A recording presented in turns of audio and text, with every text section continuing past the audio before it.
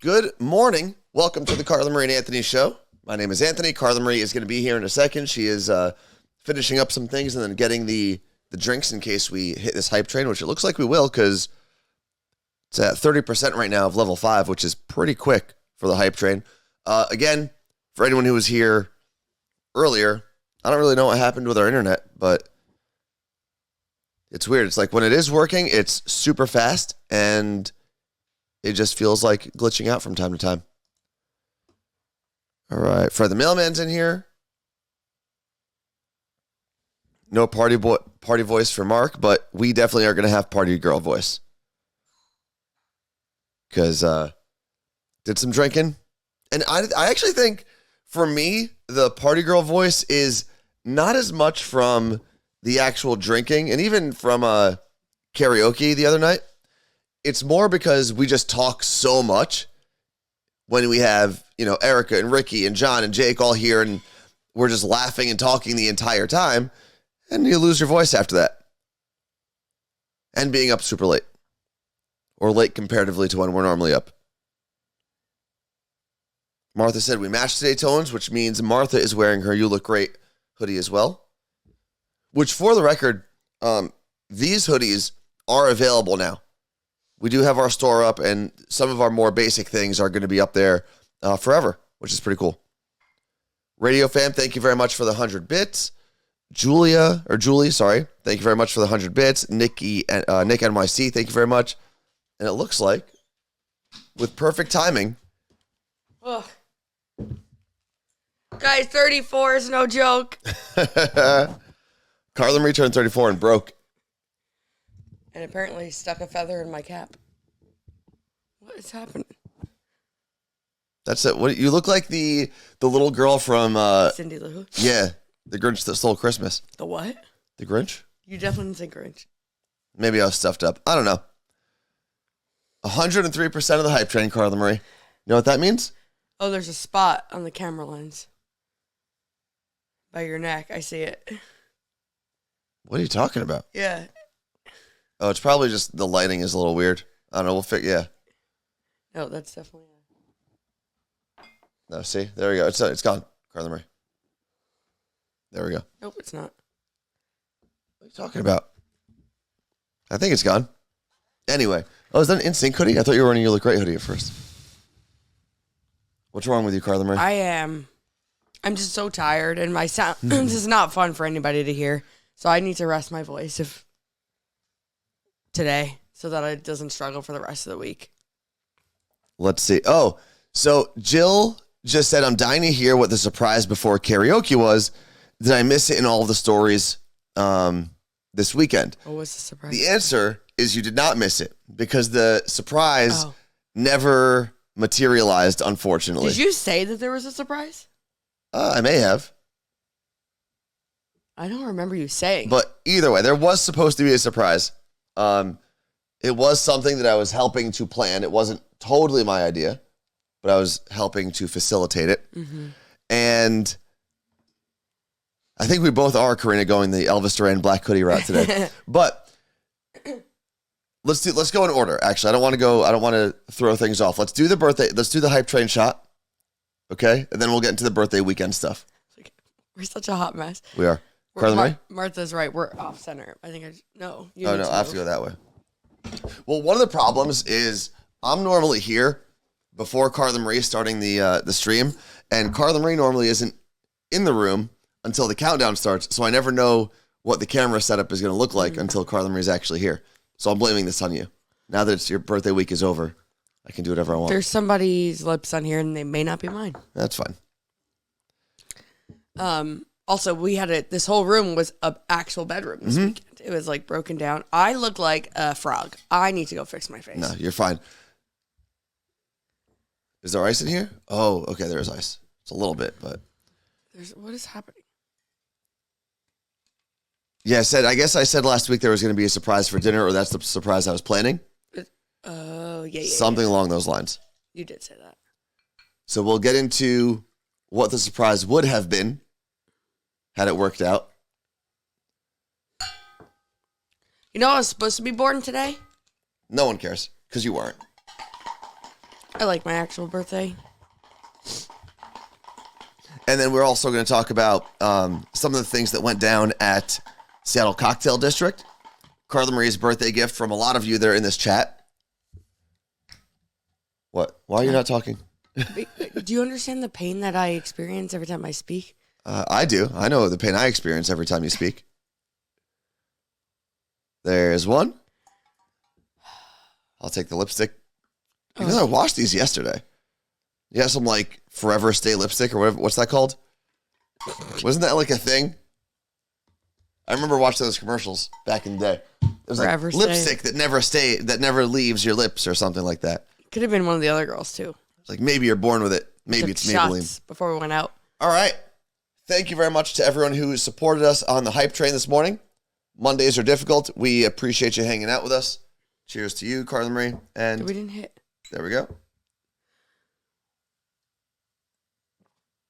Woo! You right there?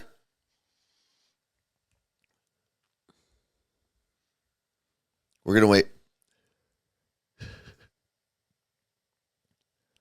Are you just like sipping it slowly?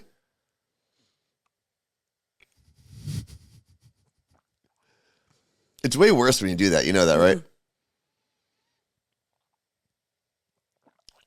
I will say, Carla Marie actually this weekend, she got yelled at for the first shot she took when we were all about to go out. But I think you actually took a couple shots like a champ this weekend.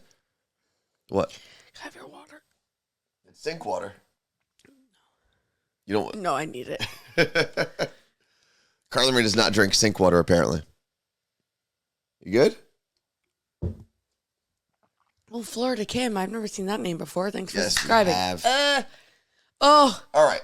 Now that is over, I do need to bring this screen in for a second. Thank you very much for, again, helping us get through the hype train. I don't think I ever realized my birthday, until Becky just mentioned this, that my birthday is Mr. 305. Yeah. I actually noticed that yesterday because our friend Mac, who used to work for some of the stations that down there in Miami, posted something about Happy 305 Day yesterday. I was like, oh, that makes sense. Don't stop the party on my birthday. All right.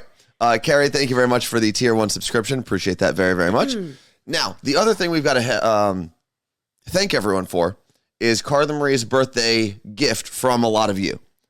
Redonkulous. And I know the people who put together the Carla Marie and Anthony fans group on Instagram, I think, organized everything. So from what I understand, it was secretly up on the Instagram story for like 4 hours. Mm-hmm. And this happened in 4 hours. So there were a lot of people that were like, wait, I didn't know about this. And we'll explain how you can jump in on this later on. So I want to, hopefully this video works. Let me know if you guys hear that. What the fuck? I'm gonna cry. Oh my god. I hate you guys. It's all that. We had nothing. I know, I hate you guys too, but oh my god. You guys are nuts. Is this for me or the cats? Okay, that's just replay. So, do you have the gift up here, Carla Marie? The box? Yeah. No, it's downstairs. All right, let me go get it so people can... Wait. What? I'll go get it. I gotta blow my nose. Well, this is your whole thing. What am I supposed to talk about? Your birthday gift? It's running. I don't know what to tell you. All right, well, make it quick. Make it snappy. Just joining. Hello, Claire. So that was the gift that Claire presented to Carla Marie. I know, even though Claire presented it, I know a lot of you were involved. And if you just missed it, it was a gift to Motley Zoo Animal Rescue in honor of Carla Marie. And if you don't know, that's where Carla Marie's 4 kittens are all from, or 4 cats are all from. And we've worked with them a lot. We've fostered a bunch of different cats with them. And they're just a great organization. And obviously, as an animal rescue, they're almost always going to be under-resourced. So any sort of help goes a very, very long way in making sure that the animals have food and have supplies and all of that good stuff. Because rescues like Motley Zoo Animal Rescue do a very good job of supplying all of the foster families with everything they need to take care of the animals. There we go. There's the box. Oh, that was quick. You brought a stack of tissues in here. Yeah, it's like I've said so many times I don't need things, and I just want people to like do stuff like that. So it was amazing. But I also did get things. I'm going to show them to you. You okay? Yeah. All right. Jeez. And I love them. There's the note. Well, read the note. I'm out of breath. It says, Dear Carla Marie, the CMNA fans decided to make a donation in honor of you to a cause near and dear to your heart. Your CMNA community raised over $1,000 for Motley Zoo Animal Rescue. We know how much you care about animals and what Caroline, Max, Erica, and John mean to you. It was an easy choice to help Motley Zoo. Happy birthday, CM. We love you. And that was a very nice note. And then we had shared that video over the weekend, and a lot of people were like, oh my God, I didn't know about this. And I believe it was Cindy went and made a donation to Motley Zoo in my name because I got the email that she did that. So that was super cool. I was like, what is happening? And right now, if you type in the exclamation point and the word zoo, so just exclamation point, the word zoo, put that in the chat. You should get the link. Because the GoFundMe is still open. For that GoFundMe in Carla Marie's name. Wait, what is it at? I don't know. Well, go through the gifts. A mug. Another cat mug. With all the cats that are all my colors. Oh, I didn't even realize that. Well, you don't really. There's a gray one on here. Nah. So I guess you need another cat. Speaking of, I just got an alert that the litter robot drawer is full. Okay, continue, Carla Marie. I don't know if it's a cat bowl or a bowl for me. It looks like it's supposed to be a cat bowl, but it also looks like a really good size for an ice cream bowl. Thank you, Nick Wax. It's at $1,400. Holy crap. That's nuts. Nuts. That is actually pretty insane. Snacks. Are you a kindergartner? Let's go here. I love snacks. And then Anthony's going to steal this. More snacks with some popcorn. There we go. And the cat notepad. But it's got a magnet, which I love, so I can go in the fridge. I can leave notes to Anthony. Telling him what to do. This is where you say thank you and we move on. Wait, no. Let's go here. I'm not done yet. Okay, what do you got? Thank you. No, for real. I was not expecting to cry on Saturday. Really had no idea. I assumed there was going to be something cat related in that box. Not a cat, thank goodness. And I could not believe it. And I'm so happy because I know, like, I kind of heard a little bit what you were saying, like Motley Zoo, those people work around the clock. Like, a lot of times they just neglect their personal lives for animals that won't be a part of their lives moving forward. And they're so selfless. And a lot of times, like, we don't have the money to keep this thing, not to keep it going, but like, they're like, we don't have food, we don't have whatever. And people often step up. So this is really cool just for them to have in their, in their bank account. Yeah. And oftentimes, like, I believe it's for every cat they rescue and spay and neuter, they actually lose money. That makes sense. Because the, what the adoption fee is for a cat is like $200 or whatever it is. That's actually less than the spay and neuter is. And they get all the cats spayed and neutered. So they lose money every time. So I'm glad you guys did this for me. Thank you very, very much. All right. It really does mean the world. Now, the other thing I have on here, so Carla Marie's birthday hangover. Now, a lot of people are asking about Seattle Cocktail District, about karaoke, about your birthday surprise. So let's go into the weekend in general. So the big surprise that never happened was there were two people that were going to show up and surprise Carla Marie. Now, I had been coordinating everything with them. I was going to pick them up from the airport. I had a place for them to stay, not in this house because that would have been entirely too many living creatures in one home. But unfortunately, and the two people were going to be Sam and Carla Marie's friend, Laura. Who a lot of you know as Chewbacca Pup's mom. So, Instagram. Unfortunately, Sam had a death in the family. So, obviously, a lot of that wasn't able to happen. And then I also had... Well, so Sam FaceTimed me with Jake, because Jake had got here Thursday, and Sam FaceTimed and was like, I have to tell you something. And I was like, what? And she's like, so I was supposed to come. And I'm like, are you kidding me? Blah, blah, blah, stuff. And she's like, also, Laura was supposed to come. And I'm like... But, like, it was hard to be sad because it's not something that, like, I was looking forward to. Yeah. So I was like, well, this sucks, but come visit soon and we can actually spend more time together. Of course. And up until like the day before, everyone was still planning on coming out. Yeah, it was just, very last minute. bad timing. And at the end of the day, as unfortunate as it is that Sam wasn't able to be here and Laura wasn't able to be here, Sam needs to be with her family during a time like that. So it's one of those things you can't even be mad about or even upset about. It's an unfortunate circumstance for everybody. And I think I would have been most excited for Sam to meet Erica and John. They've never met? No. So I think that like... Have they met Ricky? Has she met Ricky? What? I'm just messing with you. Oh. So that's like what I love that. Like when my friend worlds collide, which happened a bunch this weekend. So... But honestly, I'm not that sad that Sam wasn't here for my birthday. It's not like I was alone for my birthday. Of course, yeah. And I said to Sam and Laura, you guys need to come out here on a weekend where like we can all hang out. So I'll get to like spend more quality time with them opposed to having 7 people here at the same time. So it'll be good. We'll just gotta have to plan that. And Sam was actually here for your first birthday. Can you slide over that way, Carla? I feel like I'm still hanging off the screen. But I'm not normal. I think it's the camera spot. It could be. It could be. Yeah, my first birthday here in Seattle, Sam flew out. So Sam's been here for a lot of my birthdays, actually. Well, 2 out of the 5. She was here for my 30th. Yeah. The first one. Mm-hmm. Oh, I guess she was here when we left for the cruise. Yes. That wasn't a birthday. Yeah. So 2 out of the 5 birthdays ain't bad. 6. I moved here and had a birthday, and it was the saddest birthday of my whole freaking life. Well, no, that was the year that Sam came. It started as the saddest birthday of my whole life. Yeah, and then Sam surprised you. Yeah. But it was actually really funny. I love actually thinking about that. So we moved here we full-time moved here in February, right? We launched the show in January, went back to New York, worked for like a month and a half or so, and then drove out here, got here on February 10th.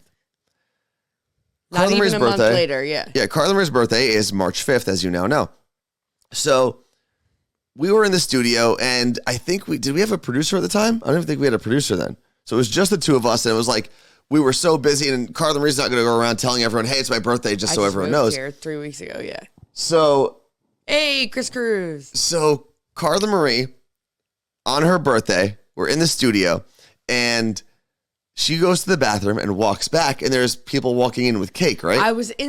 I saw like stuff going on in the hallway. I didn't see the cake. And then I got into our studio and I was like, oh my God, I'm going to cry. Like my new coworkers that I don't even know are about to come in here. My boss sing happy birthday to me. And I hear them start singing happy birthday as they approach the studio. And I'm like, oh my God, like this is so amazing. This is my new family. Like this is awesome. And then the music, like the singing stops because they walked into a different studio because it was someone else's birthday, not mine. There was a girl, Hannah, who worked for Cube at the time. She was the morning show producer there. And their studio door was, no joke, 6 inches from the Power 93.3 studio door. And they started singing happy birthday. They had the cake, they had the candles, everyone was there. And they just made an abrupt left before they got into our studio. And that was it. And I sat there and was like, don't cry, don't cry, don't cry, don't cry, don't cry. And I didn't cry. And I was like, all right, this will be a funny story to tell one day. And it became a funny story to tell, obviously. And I guess if I was a better friend at the time, I would have planned more. But I also didn't know anyone there. I mean, we had literally been there for less than 3 weeks in terms of actual work days. Yeah. I knew nobody. I would have never let one of your birthdays go by like that. Well, whatever. My birthdays also aren't that important, so it's fine. What else do we have here? Oh, there was the other. So birthday surprise, we got that. We did your gift. Yes. For the record, the Motley Zoo donation is currently up to $1,575. That's amazing. And then you add in Cindy, so it's even more than that. Yeah. It's probably close to $1,600 at this point, or over $1,600. Yeah. That is really, really cool. Thank you, everyone. And we'll let you know what the final is when we get that tomorrow, I guess. We should do another sorry, I keep kicking you. Yes, you're like literally under my foot. Footsie over here. Another big fundraiser like we did for Lebanon that time. Mm-hmm. That'd be fun.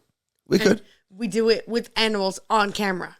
We could do that. We could go to do like a Thursday night or a Friday night when they're bringing in a bunch of animals and just do a live stream from there and set everything up. I've been there when they bring in the animals. They're covered in poop and you got to wash them off. It's a good time. It's not, it's a good time for them, I guess, because they're not dead. Because they're usually, and that's the thing about Motley Zoo Animal Rescue. They work with what they consider high kill shelters around the country. So they'll bring in animals from Texas, animals from California, animals from Tennessee. What? I'm just looking. Chris Cruz is just discovering our emotes. I love it. Guys, follow Chris Cruz. He's an amazing human. And he's got a radio show that I think a lot of people here in the chat would appreciate because it's all like 2000s stuff. And it's on, I think, 100. What? No. He's on 50 a crap ton of He'll stations. tell us in a second. But yeah, Chris, how many stations are you on now? Because it's impressive. Chris and I share the same slogan now. Which is? Burn it down. Burn it down. Everything. I saw a magnet this weekend that said burn it down. I was going to buy it. You're really going to try to take that from me, huh? You don't say burn it down. You say fuck around and find out. No. Your burn it down is different. Why is my burn it down different? Yours was I'm mad. I'm going to burn this whole building down. Yes. This is different. This is... I've been burning things down in my mind my whole life. And Carla Marie knows that. And now she's trying to steal it from me. No. Chris, screw you.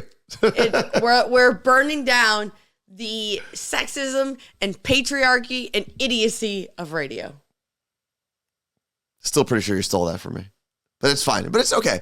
And I like Chris. Throw it in the garbage is also mine. I kind of like Carla Marie, so I guess I'll let it slide. Martha's right. I do say throw it in the garbage. You know what I want to do with those coworkers who didn't sing happy birthday to me 6 years ago? Garbage? They're already in the garbage, actually. They've been there. They're already at the landfill, actually. So we talked about Carla Marie's gift. We talked about the surprise that would have been amazing and didn't happen. No.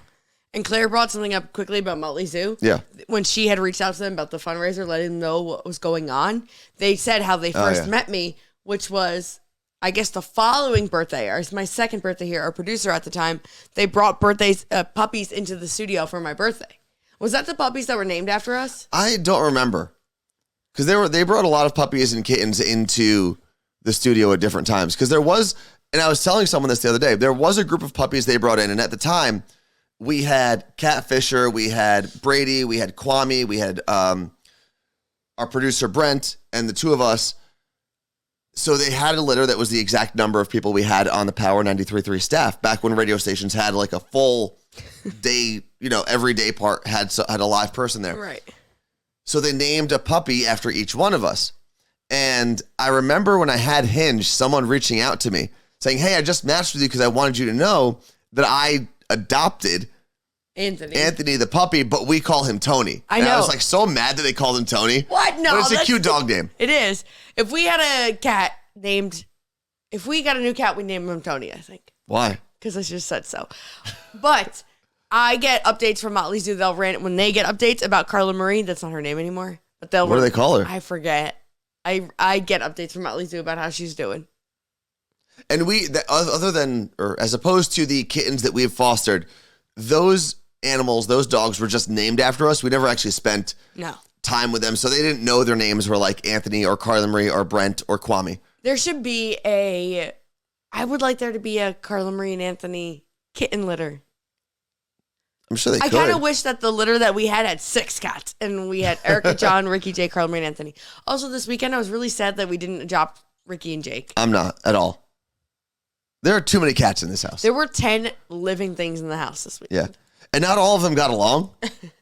Like John the cat, I don't think really liked John the human very much. John the cat doesn't like any human other than me and sometimes you. Erica the cat decided to terrorize everybody in the house. Jake the person decided to terrorize everybody in the house. So there was a lot going on with all the living creatures in this home. Apparently, Erica was torturing. So, Jake and John slept downstairs. Jake slept on the couch. The humans. John slept on the air mattress. And Erica, being the most annoying version of Erica she can be. The human or the cat? Human. Oh, yeah.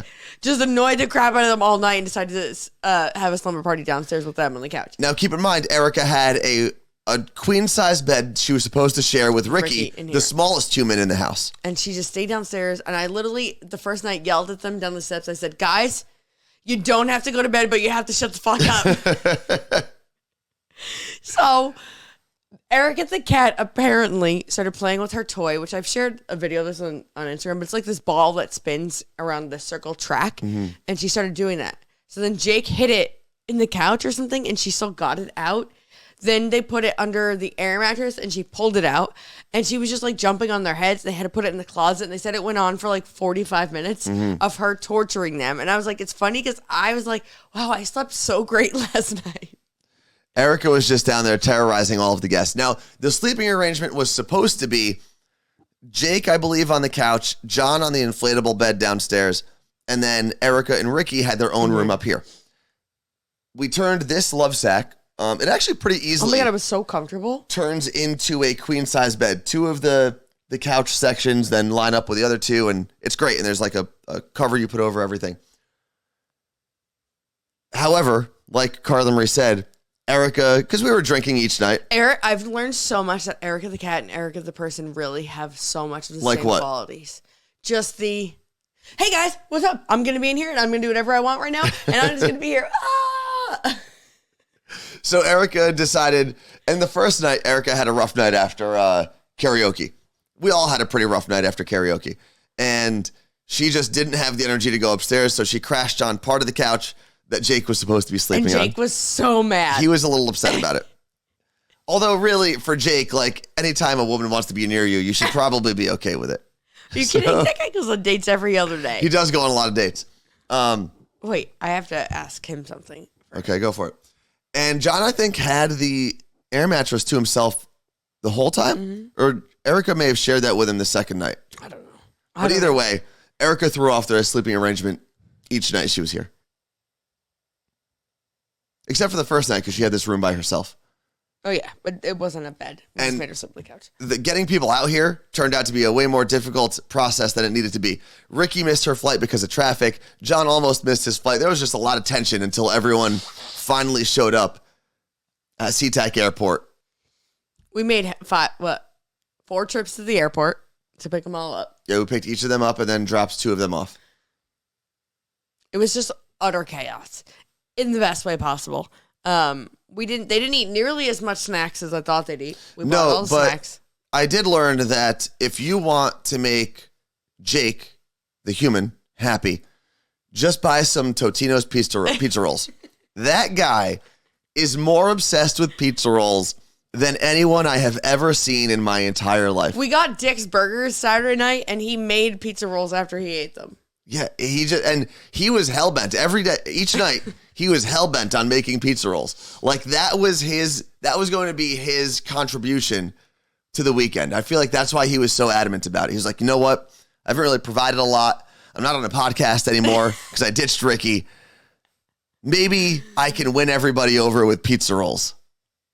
And that was his thing. Yeah, it was, we all agreed, like, we don't laugh as hard as we do than when we're with each other. Mm-hmm. Like, and just sitting around. Like, that's the thing. Like, I have videos on my phone that I haven't shared where we're just hysterical laughing at them. We're children at a sleepover. Yeah. Like, that's what's happening. Anthony doesn't laugh as much as the rest of us do. No, because I'm busy making everybody laugh.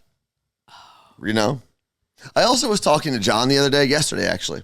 And I told him one of the most unfortunate things about me and the way I live my life is I'll never get to experience being friends with someone like me. You know what I mean? Like, I'll never know someone as funny and as genuine and as caring and as kind and as smart and having all those things in one package. I'll never know someone like that because that's me. So I just live the life and give that kind of friendship and support to everyone around me. But I'll never get that turned around. I'll never see that. It's tough. It's a tough place to be. I am debating if I should address this or completely. It's a very, very tough life to live. I'm just saying. You're the worst friend. I don't want to sound. You are the worst friend. You are the worst. You don't answer calls. You don't answer texts. You're a dick. You have an Android. You suck. I don't want to sound like I'm a martyr, right? Because living my life is still pretty incredible. Like I get to live it, which is nice. But you guys will never know what it's like to not have a friend like me, because you all have a friend like me. You know what I mean? I know it's like a weird kind of like meta concept to philosophically wrap your mind around, but stop. You know. Hold on, we might be calling Jake. Baby Jake? Why? How are we going to call him? Do I have my phone here? I do. Is it connected? It is. I said, can we call you? Waiting. because he had quite the weekend. Jake is like a little playboy. Ooh, Karen out of nowhere, first time chat, conflicted about a coworker. May I share? You sure may. Sure may. Yes, that makes sense. He's not going to respond. Has he been responding this morning? Yes. To me personally. Oh, yes. You've got the bubbles because you're an apple. Oh my God. Okay. We'll talk to him tomorrow. Maybe. Okay. Because we'll leave you with the story about Jake so that you have to come back tomorrow. Mm-hmm. Jake went on his first date this weekend on the airplane ride back to Napa. He had a mile-high first date. No, first date. And that's what we will leave you with. Save all your questions for when we get him on the horn tomorrow. Oh, so a lot of people are commenting, Carla Marie, on the fact that you tried to give me a little dig there as an Android user. We're going to talk about this more later. Okay, We are very, very, very excited about something. We can talk about it right now. Okay. Are you going to make fun of me first, or can I say this fun thing that we're doing? Make fun of me first. Go. Do whatever the hell you're going to do. Because I'll have to, it comes with the context. Okay. So we are both currently on a Verizon contract. For our, my whole life. Yeah, for our cell service, our mobile phone service. And we are actually now going to be working with T-Mobile because they have like an influencer program. Like we're officially moving our phone numbers over. It's not just going to be a second phone. Yes. And we're so excited because we had, like, they're the nicest people ever. And we're so pumped because we're going to get to do things in the future, like events with T-Mobile, stuff at T-Mobile Park, like all of this. Is like a bit, like we should have done way more for this announcement than look like we look and do all the things right now. But we're just so excited because we got our new phones and we're going to switch them over today. Yeah, so with the deal, we have service through T-Mobile and they'll send us a phone each year. Any phone you want. And I am getting, so this is the Google Pixel 3. It is an old phone. The last update that came out in the fall is the last update this phone will get. So I finally was like, nah, damn, I have to get a new phone finally. And I am getting the Google Pixel 6 Pro, which is a boss of a phone. So, and I am very, very excited. And I cannot, there's a weird feeling. I don't know if you get this, Carla Marie. There is a weird feeling of joy when you actually use a new phone. It's like a Christmas morning. Regardless, and this is regardless of the service. So smooth. It's just, new phones make you feel happy. So when the phones actually got delivered, I believe on Saturday, and everyone was here, and we were telling them about what's going on, and all four of them were like, wait a minute, Anthony, you mean to tell me you had the chance to switch over to an iPhone and make our group chat that better, and you said no? I did. Because my choices are not dependent on what the group chat feels. I'm a free thinker. I'm an independent thinker, you know? I don't need to, whatever you sheep at Apple do. I don't care about that. We all sat there and just in disbelief that Anthony would be that selfish to his friends. See, Team Android. Thank you very much, Char from Tampa. Team Android all the way. It is pretty cool that you can remove people from photos. That is actually a really cool feature. So if you're not aware, if you're maybe like an Apple loser like this one over here, new Pixels, we'll get it soon. You will soon after we get it, after we introduce it to the world. The new Pixel 6 and the Pixel 6 Pro have a feature where when you take a picture, if there's someone in the background, you can literally tap on them and they disappear. Yeah, it's nuts. It's actually pretty crazy. We used it. I showed it to everyone because Carla Marie's friend Hannah, well, our friend Hannah, has the Pixel 6, and we tried it out at Seattle Cocktail District. It is really cool. I know. I wish I used it for my latest Instagram post. There's a man in the background of my photo. Becky from Miami said Sidekick was my fave. That, you know what? The Sidekick was ahead of its time, number one. It was. And the first Android phone that made me fall in love with Android phones to begin with was the Motorola Droid. Do you remember that phone? It was it looked like a little bit of a brick, but it had a slide-out keyboard. And I'll tell you what, those slide-out keyboards, even today, I would take one of those slide-out keyboards because they are so much easier to type on. You just slide it up, bam, and you just go at it. It's crazy. I guess we all started with Androids, essentially. No, Sidekick wasn't an Android. But like essentially, that was we its all own started thing. with non-iPhones. Yeah, I mean, you started with like dumb phones that we would consider now, right? Simple phones. Then you either had a Sidekick, a BlackBerry, or still a dumb phone. Like my first phone that had any sort of real functionality was probably the LG Chocolate. Did you ever have a BlackBerry? I never had a BlackBerry. Wow. Not once. I never had it. Was it a BBM number? BBIM? What is it called? BBM. BBM. Wow. Never had it. That's a whole, like, I think you're a different person because you didn't have one. Maybe. Yeah. Maybe. My friend Jake, for a long time, because I guess BlackBerry, after it was like a big thing, still survived as an Android phone. Like there was a BlackBerry Android collaboration. So it was all the security and the BBM stuff that BlackBerry provided, but on an Android platform. And he, I think, might still use that phone. Yeah. It's like a big deal. Alicia from the 215 said something about using Google Photos with an Android, and it's amazing. I use it on my iPhone. I back up all my photos to Google Photos. I think as a Pixel phone, so very specifically, this is like nerdy, I think Pixel phones, which are created by Google, I think you have larger storage or unlimited storage with Google Photos forever. That's not true. Something like that. Oh, we got a first time chat from Mortizy. Hello. What made you chat for the first time right meow? Good morning from EHC, New Jersey. Egg Harbor. No. I don't know. EHC. I don't know what EHC would be. Egg Harbor Chamber. Ooh, the BlackBerry Storm. I remember that was like a cool phone for people to have. But I never had a BlackBerry or a Sidekick. Another first time chatter. A. Leantonio. Only the Pixel 1. Oh, so I guess only the Pixel 1 had that opportunity. But which the Pixel 1, like no one has that anymore. Man. I love that the phone conversation making people pop out of nowhere. Yeah. I will say, people are passionate about their phones. So I do understand when an iPhone person is like, oh, I can never use an Android phone, because most Android people are saying the same thing. Yeah. And part of it is our mob mentality. It's our needing to be part of a community.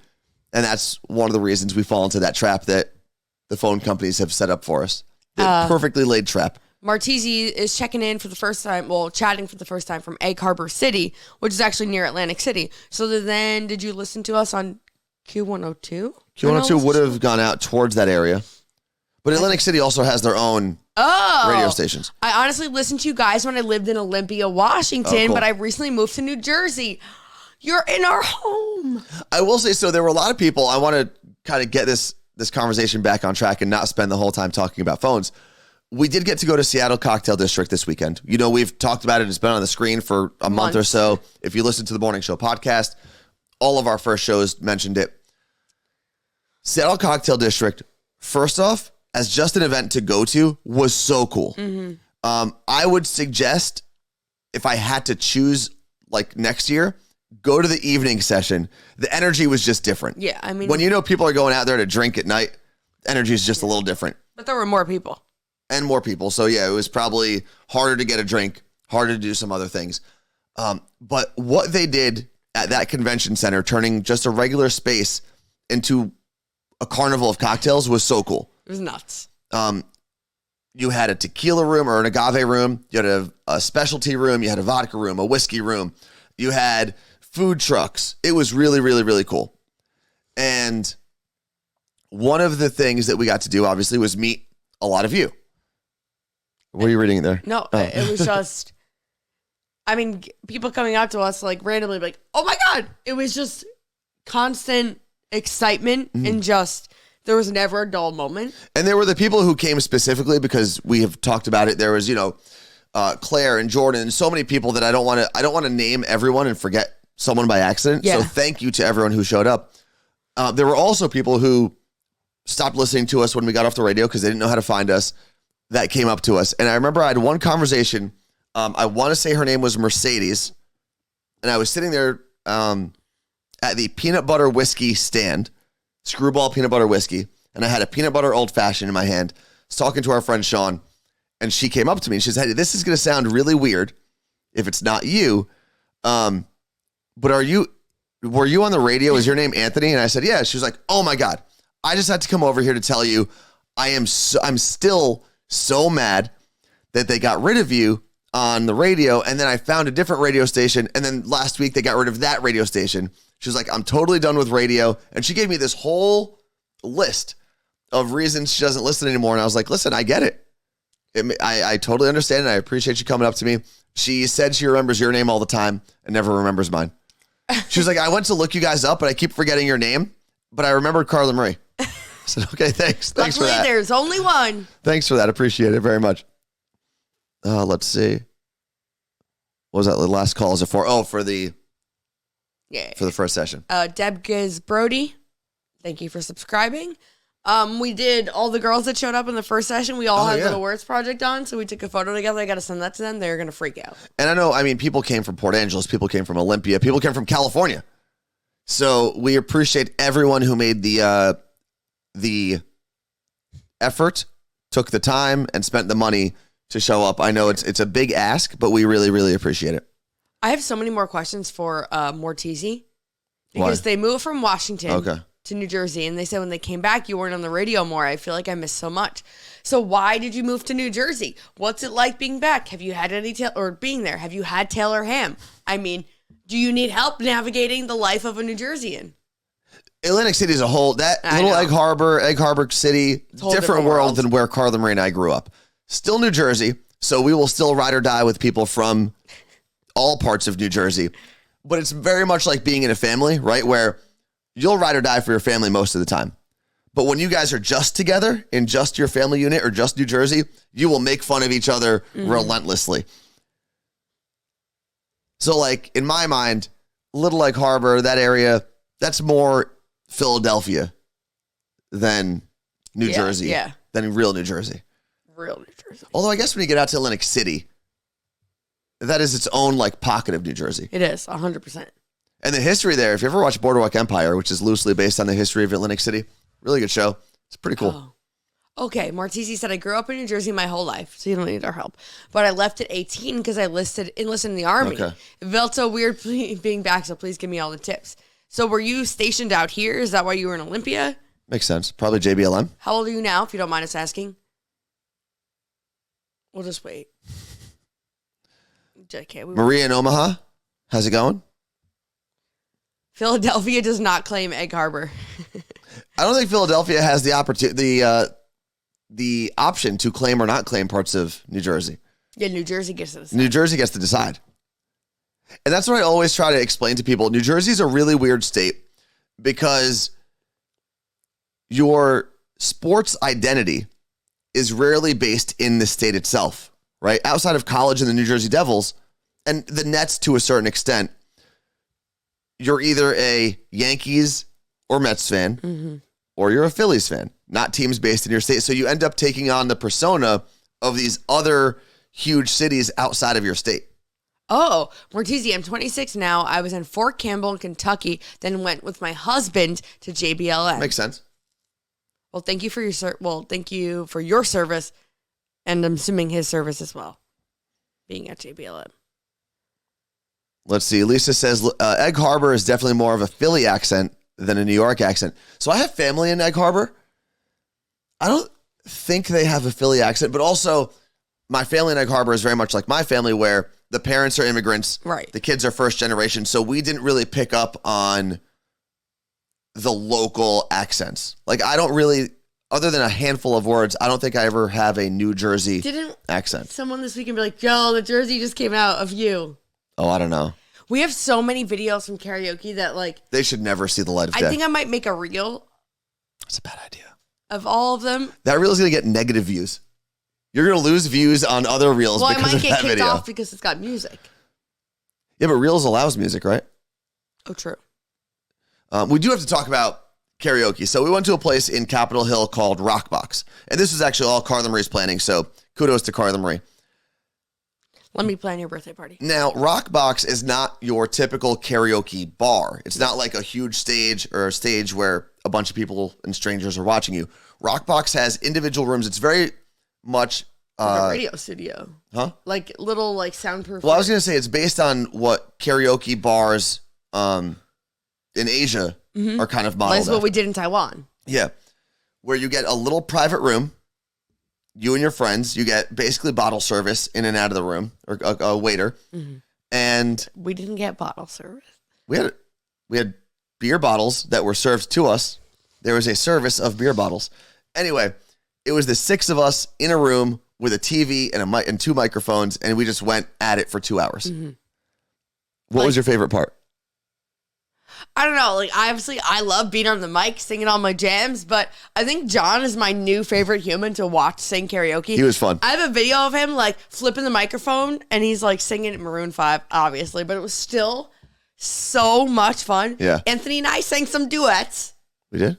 We did Love is an Open Door. We did. I didn't realize that.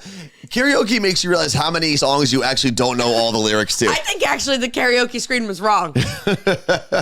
A lot of times. But yeah, we did Love is an Open Door. Mm-hmm. We did Sum 41 Fat Lip together. Yeah, that was one of the songs I was like, man, I thought I knew all the words to this song, and there's a lot that I missed. I was just mumbling, I guess. I crushed Fall Out Boy and Smash Mouth All-Star, obviously. Smash Mouth All-Star has to be one of the easiest songs in karaoke history. Somebody once told me the world was gonna roll me. I ain't the sharpest tool in the shed.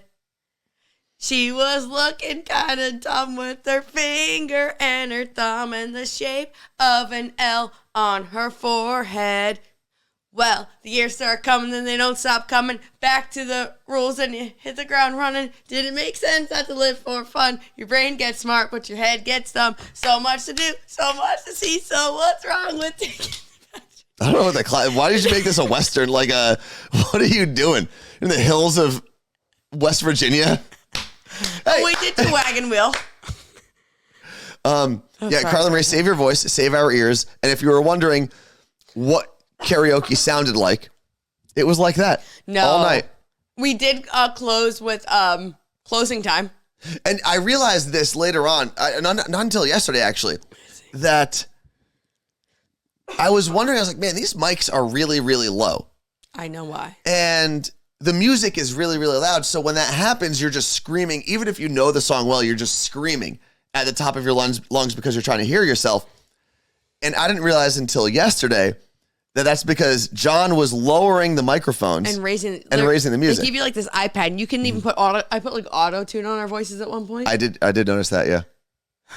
But yeah, John kept like hitting the music louder, and I was like, "No, John, lower it." Because to have a somewhat decent voice, you've got to carry a tune. You have to hear yourself.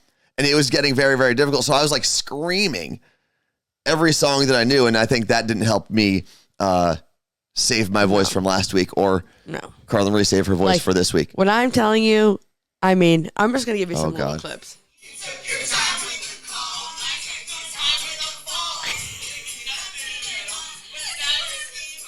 Okay, stop it. I can't. It's just so the sounds that you hear.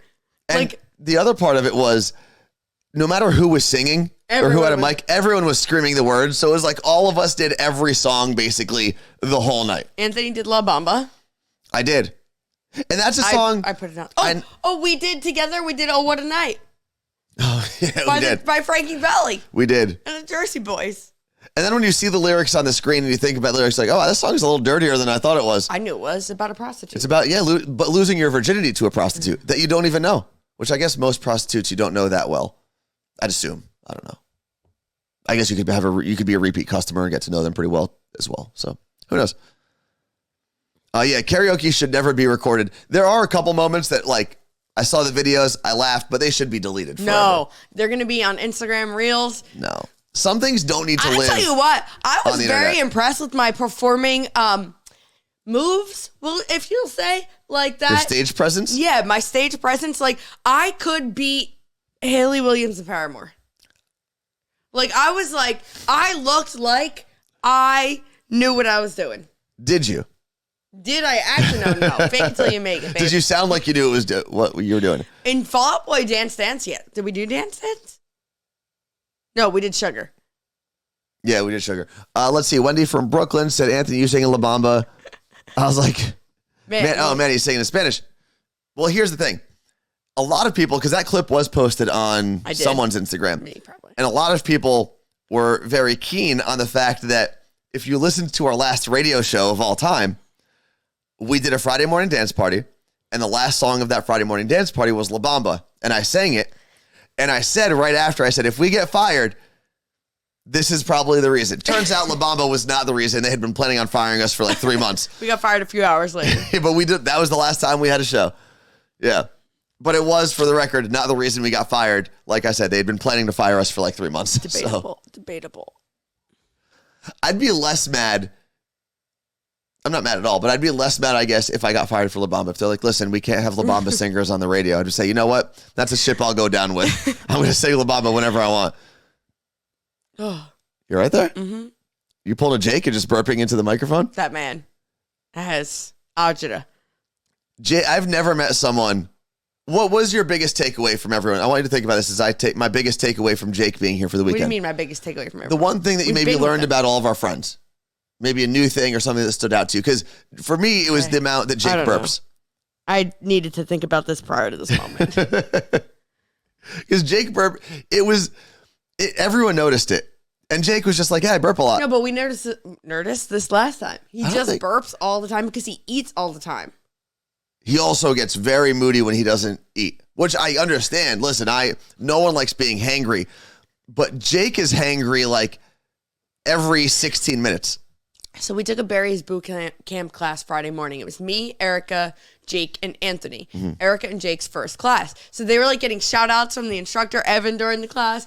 And I got a birthday shout out. It was like I was so happy because I got to bring my friends to my happy place for their first time. It was just like all around. I was so happy. Mm. But after class, like Jake was like, that was like the best thing ever. He loved it, blah, blah. Well, we went to get Ricky from the airport, and then we went to a Lair to go shopping.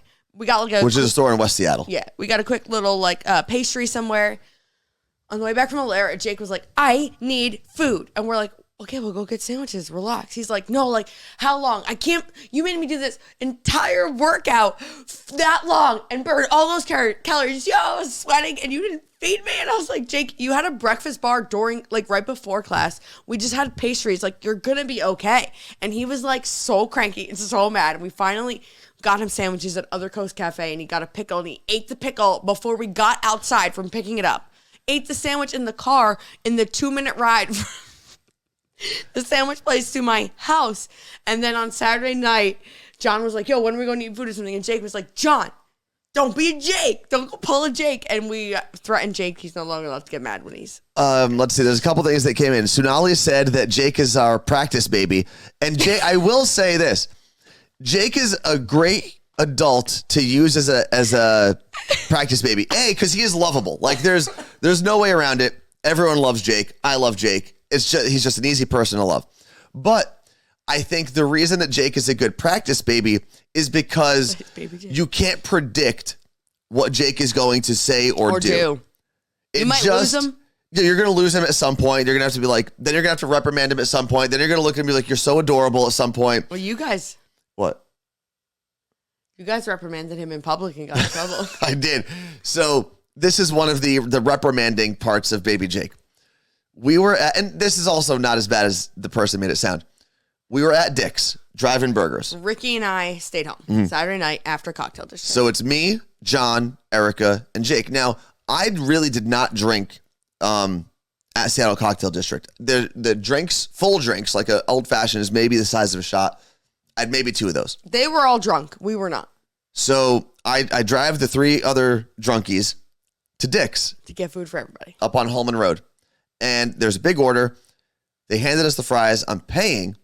And Erica was the first one that realized Jake just started hand jamming the fries, going hand jam mouth. And she was like, Jake, don't eat the fries yet. And I turned around and I could get into like dad mode sometimes. I said, Jake, look at me.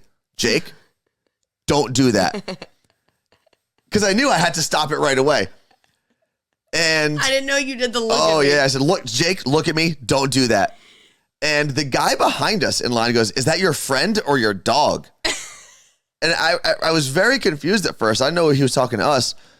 And Erica's like, oh, that's sometimes we have to talk to him like he's our baby.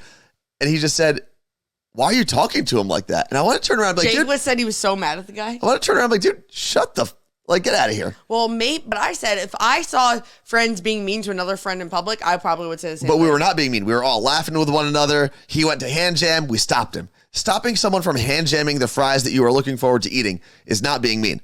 That is standing up for yourself. That is standing up for your fries freedom. Okay? But But yeah, that is why Jake is actually a good practice baby. Because at the end of the day, no matter where he burps, he's going to burp at the dinner table. He's going to do all the things. At the end of the day, you're going to look at him and go, you're so adorable. I love you, little Jake. Little baby Jake.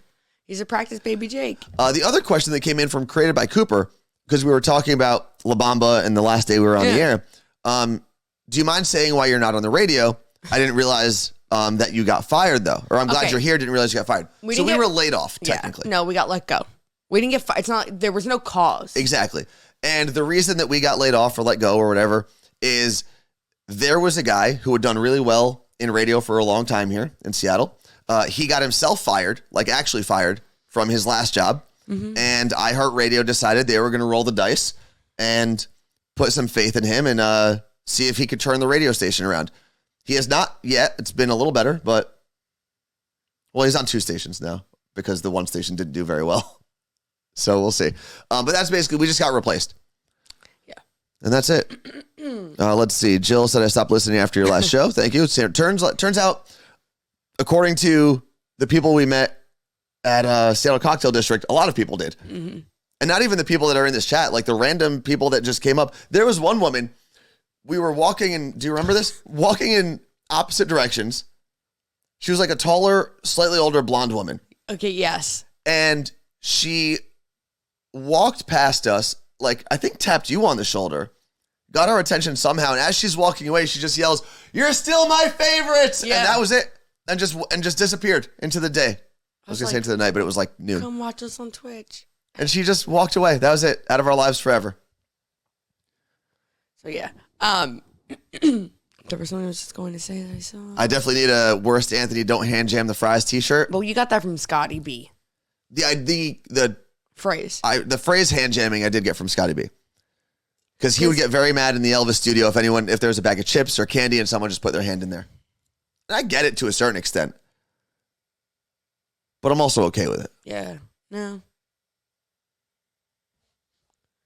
Let's see. Someone just said, yay, still on. What time is it? Oh, it's 9:06. There is one last thing on this that I want to get to. It might end up turning into a longer discussion. Who knows? There was an article that I came across earlier. And the thing on the screen, if you can't read it, it says, how responsible are you supposed to be? For what? Now, let me explain. So the article... I'm mentally prepared for this conversation. Oh, damn, I closed it. Hold on, let me find it real quick. The article was about... Here we go. It's from Business Insider, and the title is, I spent my 20s living life to the fullest, and when I looked up, I was $57,000 in debt. Paying it off has changed my life. And the part of the article is talking about how if this person was more responsible in their 20s, they obviously wouldn't have had that debt, and their 30s would have probably been a little better. I mean, that's a lot of money. And yes, I think $57,000 is an extreme amount of money to be in debt. For like going out, partying, buying clothes, and going on trips, yes. Absolutely. That's what that person did. But my question, I guess, is how responsible are you supposed to be in your 20s?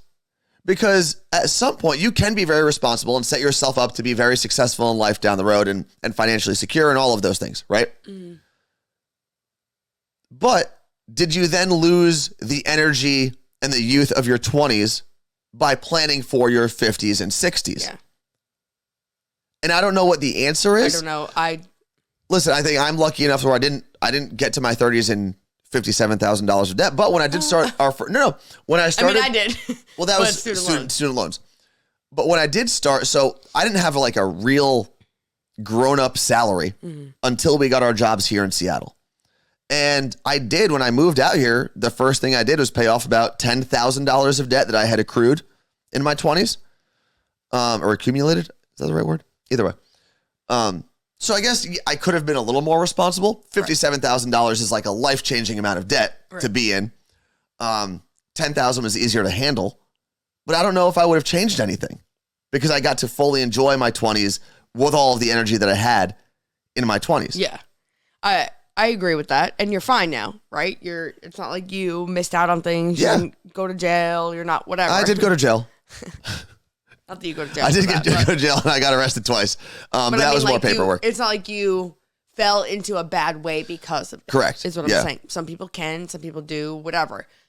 So, I mean, yeah, it was the opposite in my 20s though. I would not carry a credit card balance. Okay. But that's not because I had all the money to not do that.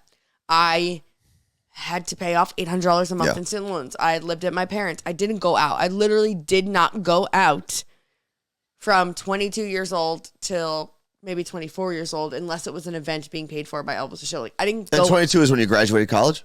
I did not go out with friends. Barely. If I did, it was like one drink, or we were drinking at someone's house. Like, I just didn't have the money. And so do I think I missed out on anything? No, because then when I did have the money, it was just utter chaos and I was fine.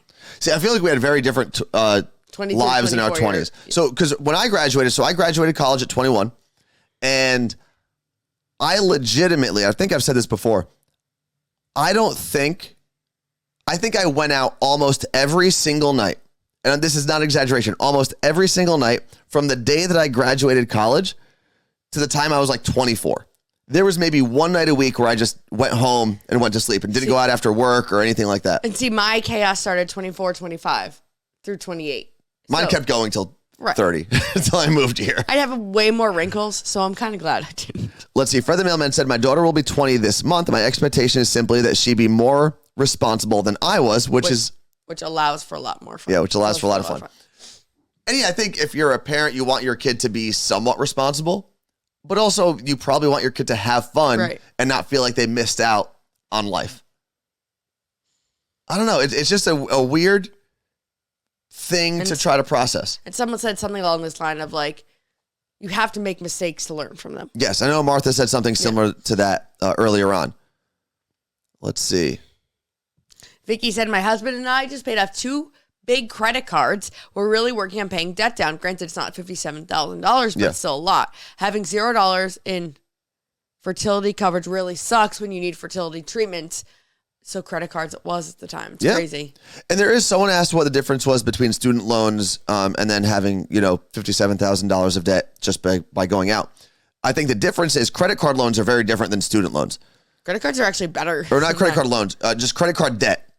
And the interest you pay on it and the impact that it has on your life is a little different than student loan debt. So credit card interest is often lower than student loan interest. Is it really? Yeah. Depending on the credit card, yes. But student loan debt looked at by, so say if you're buying a home or whatever, is okay. Okay, got it.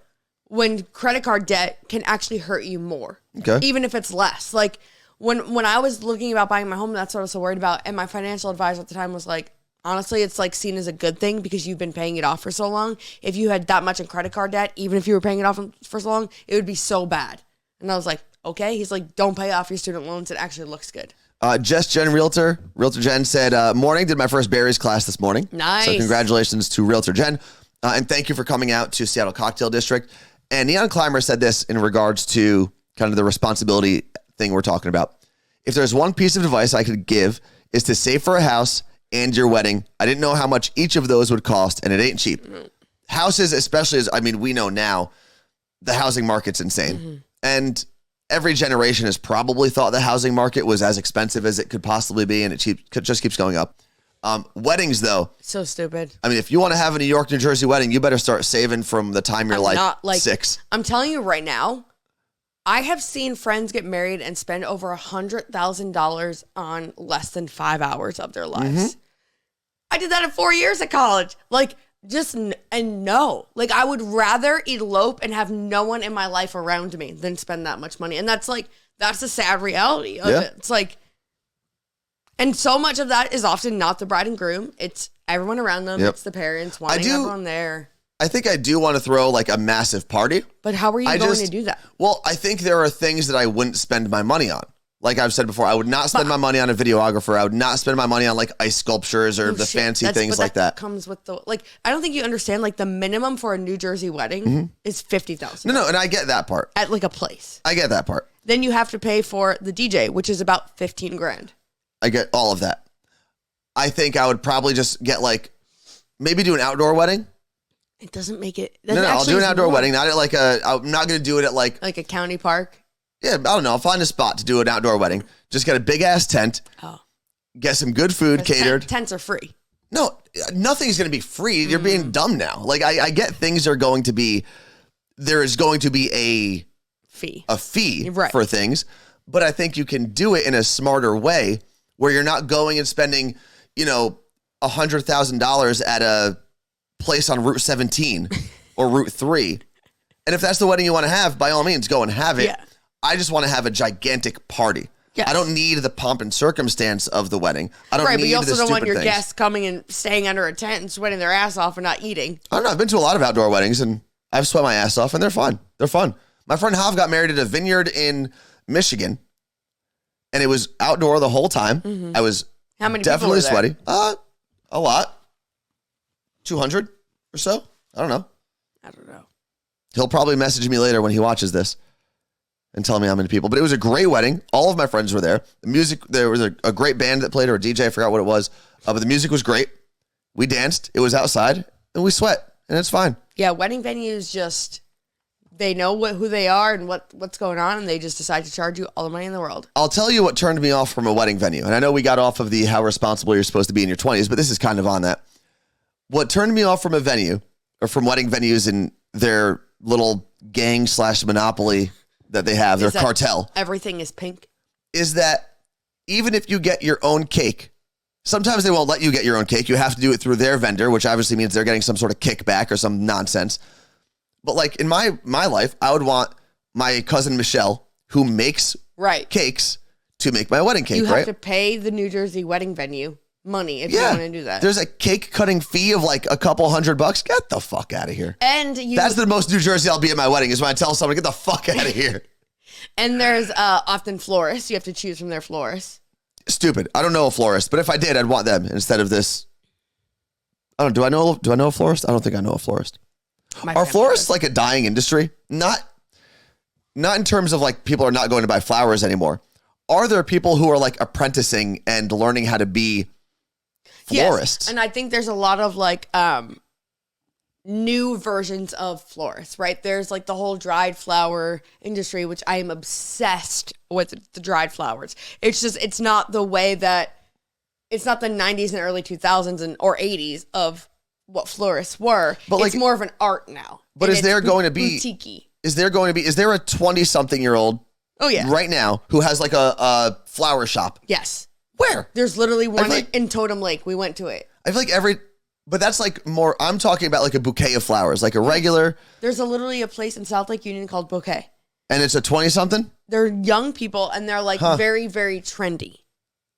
Let's see. Restaurants have cake cutting fees. Enough with the cake cutting fees. That's stupid. If I become president, no more cake cutting fees. It's not allowed. Not happening. I don't know. I think getting married in Seattle would be the best thing ever, because the people that you don't want to come aren't going to actually fly here. And it's cheap. And it's like a destination wedding. And it's cool. Let's see. Sarah from Fort Lauderdale said, everything associated with a wedding is a sham. They get you because they know it's a once-in-a-lifetime thing. Totally understand that. And I love this from Tori Grace. What does that say? Tori Grace, is the best? Is the best. I'm looking at getting married at the Seattle Zoo. The price isn't too bad. And the Woodland Park Zoo here, which is our zoo in Seattle, amazing zoo. It's like one of the top zoos in the country. Mm-hmm. I think acreage, it's only smaller than the Bronx Zoo or something like that. So great place. And if it's not too expensive, that's a great idea. What animal enclosure would you get married next to? I think you say in. Or in. The lion. Lions are definitely good because it's like regal, right? My cats. They're cats. They are big cats. I would love to cuddle with them. I think I would go with like the most, if there's a giraffe or an elephant around, I think I'd want the most massive thing. I don't know. I just feel like it when it takes a poop. Yeah. It just drops a huge elephant-sized deuce in the middle of your wedding. Yeah. What else? There was something else. Flowers are not worth the money, says Martha. No one's going to remember the flowers. Baby breath only. That's my jam. The only time I've been to a wedding, I couldn't tell if that was fuzz or a bug. It's fuzz. The only time I've been to a wedding and remembered the flowers afterwards were Elvis Duran's wedding. And that's because there were flowers everywhere. The ceiling was like, the whole ceiling was flowers. The chandeliers had flowers. You couldn't you couldn't take a breath without smelling the fragrance of a flower directly next to you. If you had allergies, you were in trouble. Yeah. And that, listen, if you're going to have a wedding like Elvis Duran, do whatever you want, because that man had the most glorious wedding. It was so cool. Known to man. He gave away a car. Morgan from Cedro Woolley, thank you very much for the 400 bits. Appreciate you very much. And happy belated birthday to Joey. Joey just turned 8 on Friday. Let's see.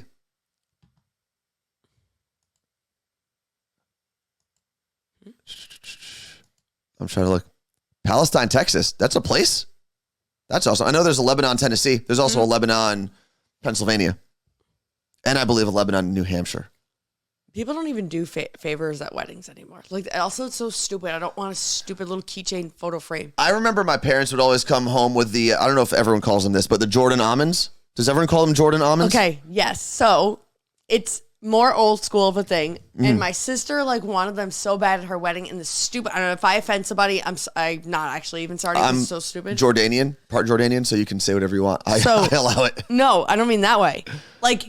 My sister wanted them in this stupid little mesh bag. Oh, that's the only way they come. She wanted that to happen. And everyone was like, you can't do that. So for her shower, I think her friends did it as a joke for her. Okay. But there's a reason behind it. It's supposed to mean good luck. But yeah, it's also an Italian tradition as well. But Is it really? But I'm like, dude, you realize they're Jordan almonds because it's Jordan. Yeah, that's our people. That's my people. Italian. Let's see, got some I love them. Divisive opinions here.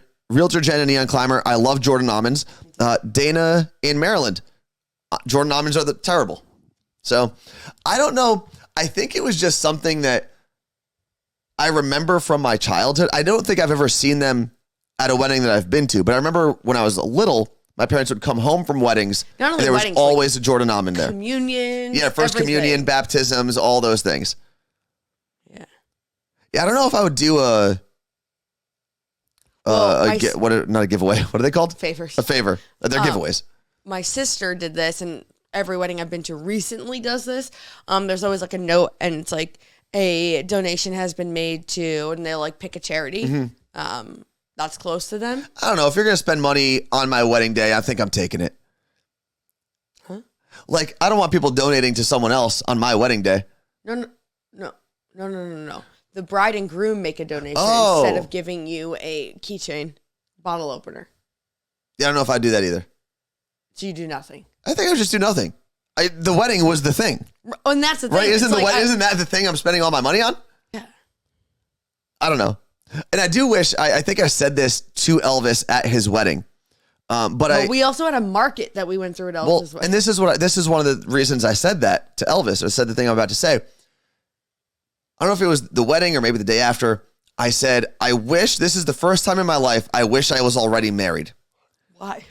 Because now, when I plan a wedding, I'm always going to have Elvis's wedding in my brain. Even as hard as I try to forget and to remember that man is Elvis effing Duran, I'm always going to have all of the things that he did.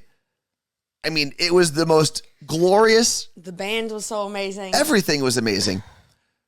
He had the best photographer. Everything was the best. Phil, I've already told Phil that I'm not getting married unless he's my photographer. So that is the only time in my life where I was like, man, I wish I was married already, because I don't know if I can do a wedding anymore. I don't know if I even want to get married if I can't have what Elvis did. Yeah, that was cool. So that man ruined weddings for everybody there. But he didn't get married in New Jersey, so he probably saved a lot. I don't know if Elvis saved any money on his wedding, or spared any expense, I should say, on his wedding. Maybe if you wait till you're Elvis's age, like Sarah said, his wedding was a long time coming. Maybe. Just save up money until you're that old. Maybe. Let's see. Sorry, Elvis. I mean, you're old. Ramiracle said, I'm in the middle of planning mine. Ours is October 1st. You should listen to Sam and William's podcast. If you're not already, yeah. Anyone who's planning a wedding right now or enjoys kind of that drama of wedding planning, Sam, our friend Sam, and her fiance William, who's also a friend of ours, they have a podcast called BAM Wedding Podcast. So BAM Wedding Podcast. And they're going through the entire process together. There's a lot of non-wedding talk as well, but each week I think they talk about one of the things that they're planning in that moment. So it's a really good podcast. Yeah, Martha just said their podcast is awesome, and Martha's married already. Doesn't even need to plan a wedding. Yeah, you never know. That's true. I mean, you never know. Notes down the road. Notes for a, what are they called? The do-over wedding? I'm waiting. Come on, you got this. The redo. No. Renewing your vows. Renewing your vows. There you go. Renewing your vows, not a redo. I guess a redo would be your second wedding. Like if you got divorced and get married again. I don't know. That would call it a redo. I don't know. Either way, I'm clearly not hip to the wedding lingo. It's just not my thing. I just want to have a big party. That's really it. I just want to have a gigantic party, rent out the Jacob Javits Center for a week. Oh, stop. Maybe just do a whole week-long thing. I feel like people from New York and New Jersey don't actually go to the Jacob Javits Center. It's only people who fly in for conventions. Well, no, I've had to go. I've gone. So obviously there were like work events. We've been to the Jacob Javits Center. They had a Jeep thing. Mm-hmm. It was like the New York Auto Show, which is one of the biggest auto shows in the world.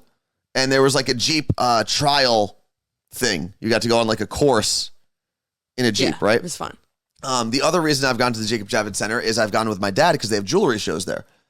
And the jewelry shows, sometimes it's like distributors trying to get you to buy their merchandise. Sometimes it's new technology, customer service type things. I said technology already, computer systems. But yeah, they're actually pretty fun.